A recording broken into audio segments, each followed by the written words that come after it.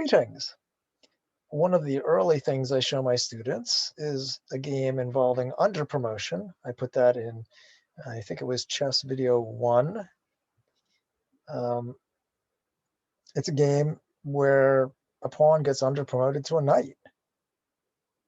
Well, I also like to show my students something called Plaskett's puzzle.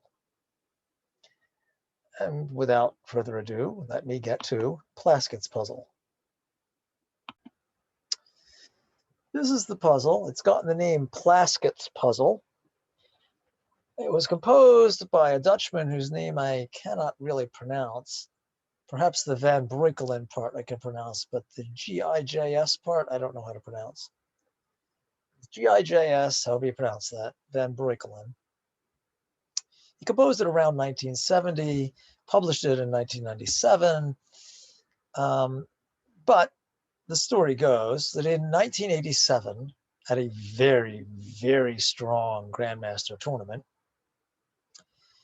the Englishman James Plaskett showed this puzzle to a bunch of super strong Grandmasters. And it was Mikhail Tal who, after taking a 10-minute walk, came back and presented the solution. Not surprising for the Wizard of Riga. The thing is, Stockfish doesn't solve this. Strong engines, strong chess engines do not solve this. So it begins with knight to f6 check. And now, where can the black king go? Well, the black king can't step back because then this pawn will promote to a queen with check. Can't have that. Right now, this knight is ready to plunk in there. So if this pawn promotes, then the knight can plunk in there, forking the king and the queen and take the queen off the board. But if the king moves back, then we promote with check. White promotes with check, and there's no time for this knight to make its fork. So the king can't step back. Obviously can't go there because the knight controls that square. That leaves those two squares. Well, if he goes there, then the bishop can check. And even if the king takes the knight, the white pawn can promote to a queen, and it's check again. And if the king doesn't take the knight, so that when the pawn promotes, it won't be check, still, this bishop will control this square. So the pawn can promote to a queen, and if that knight tries its fork, well, the bishop will just take it. So if he comes up here, check. If he takes the knight, that's check. If he doesn't take the knight, if he, say, goes there, fine, promote. And if the knight tries to fork the king and the queen, well, just take it with the bishop.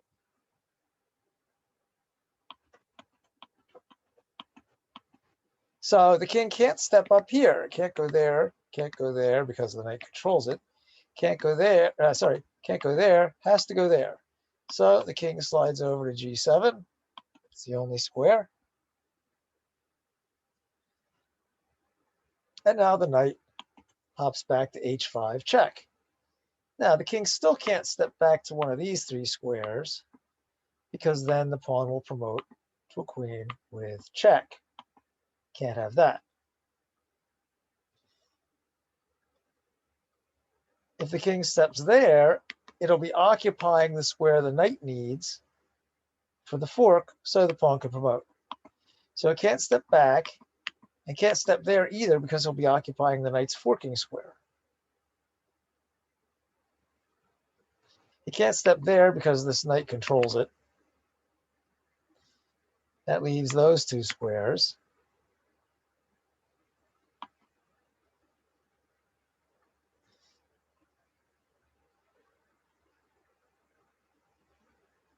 If he goes to h7, if he goes to h7, then I think this does the job. And he can't step there because of the bishop, can't step there because of the knight. That means he has to step back, and then the pawn promotes to a queen with check. Well, that only leaves g6. So that's where he moves.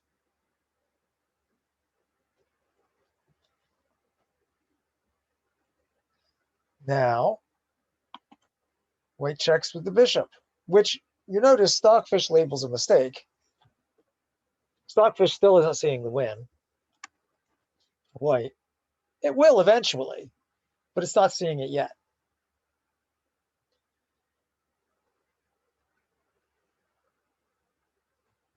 And now the king can't step back because the bishop controls it. Can't step there because the knight controls it. Can't step there because that takes away the knight's forking square. Can't step there because the knight controls it. Can't step there because the bishop controls it. Those two are occupied by its own pieces, or its own men. So it has to take the knight. That's the only move.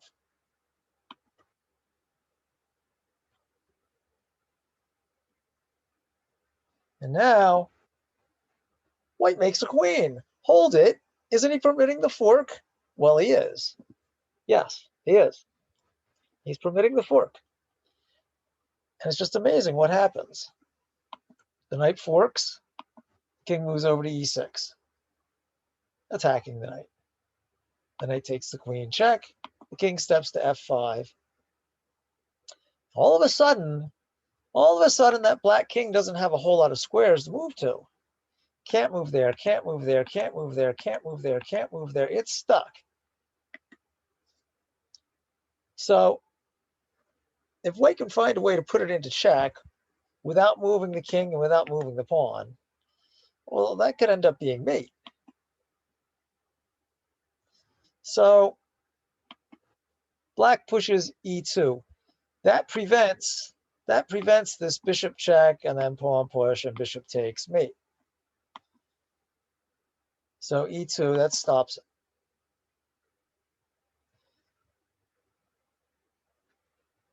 So what happens next? Bishop to e4, and now we're threatening this mate. So if we promote to a queen, then that's going to be mate. If we promote to a queen, then that's checkmate. All right. So we don't promote to a queen. We promote to a knight, which controls that square. So that's no longer mate. Oh, okay. And now black has 3 knights on the board. Okay. I show this puzzle to my kids, and they just love this. They just love seeing all these knights on the board. Now bishop to d5. And the bishop's not really threatening to move there because there's a knight controlling it. What is it threatening to do? Well, how about back here and then there?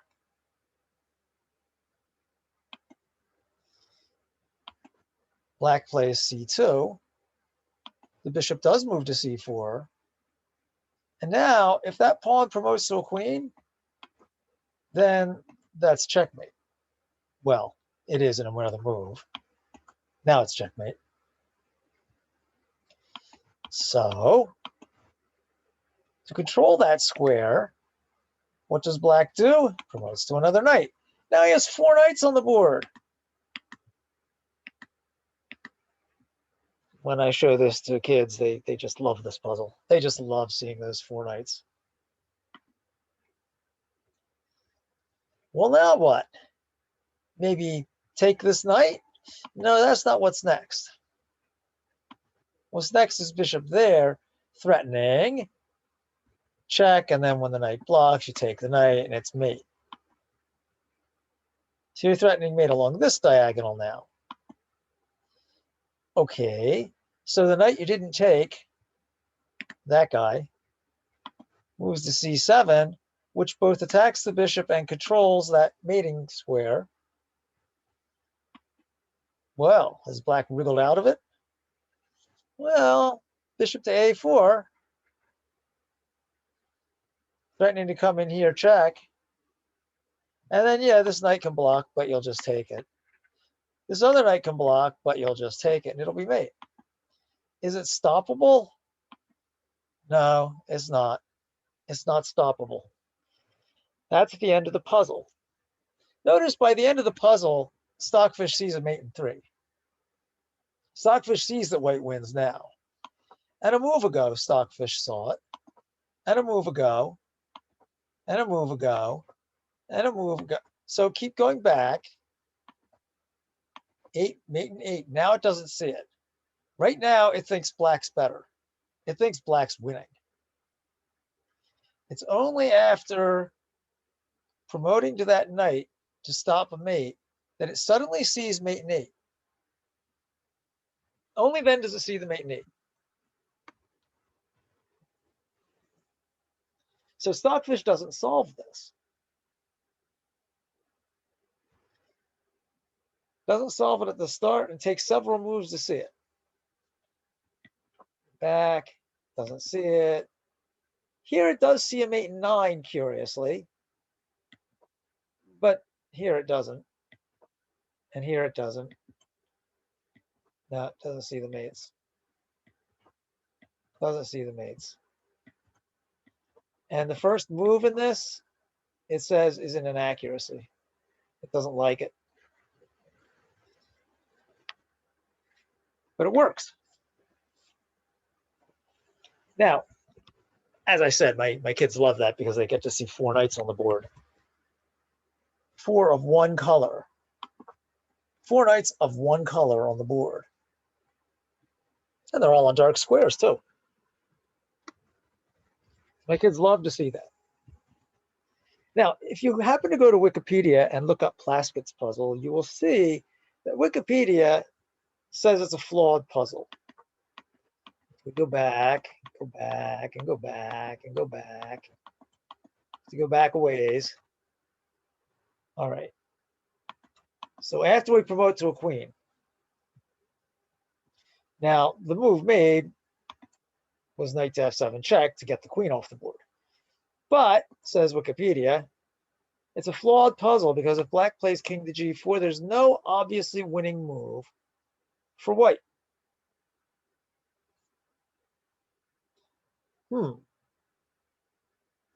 Now, the computer does say plus 3.09 for white, but can we trust that? Sometimes we know the computer doesn't see far enough. That's one thing this puzzle shows. Well, let's try its best moves. King to c6 for white. Knight to f3 for black. Queen to g8 check for white. King to h3 for black. Queen to e6 check for white. King to g2 for black. White takes off the e-pawn. That's a start. King to b7 for, sorry, knight to d4 check for black. King to b7 for white, attacking that knight off at the edge of the board. That knight has a problem in that its squares are taken away from it. And black takes the bishop on c2, but white checks. Black takes the pawn on g3, but white takes the knight. And now that other knight has no escape, so white ends up taking it. And at this point, white has a queen for a bishop and 3 pawns. 2 of the pawns are doubled. They're just stopped. And I'll buy that this is a win for white. Enough material has vanished from the board that I'm going to buy that this is a win for white. I think it is. So, yes, white does win this. It's not, the Wikipedia entry complains that there's no immediately winning solution. well, okay, there's not a mate in 5 or something, but still, it is winning for white if black doesn't fork and get the queen off the board. So I don't think that's a terrible flaw in the problem. At any rate, if we just went through it once more from the start, just to see it again because it is pretty. Knight check, king has to go there. Knight check, king has to go there. Bishop check, king has to take. Queen, you only have 2 choices, the knight fork and king to g4. And king to g4 does lose. It takes a while, but it loses. The fork is naturally what you're interested in. King moves over, knight takes the queen check. Now the black king has nowhere to go. And now it's up to the white bishop to try to mate it. The black pawn on d file now stops the bishop from mating on d1. So now the threat's on f3. Mate on f3. So promote to a knight to stop it. Now we move to d5. The pawn moves to c2, but now the bishop moves to c4. Threatening mate on e2. So the pawn promotes not to a queen, but to a knight to control e2. So again, the bishop doesn't have mate. Now the bishop doesn't take that a6 knight, moves to b5 instead. Threatening to mate using the square e8 now, using a different diagonal. And the knight then attacks the bishop and covers e8. And now the bishop moves to a4. Now there's no stopping the mate. Now there's no way to stop the mate. There's no way to stop it now. Neither of these knights, well, none of the 4 knights can move with check.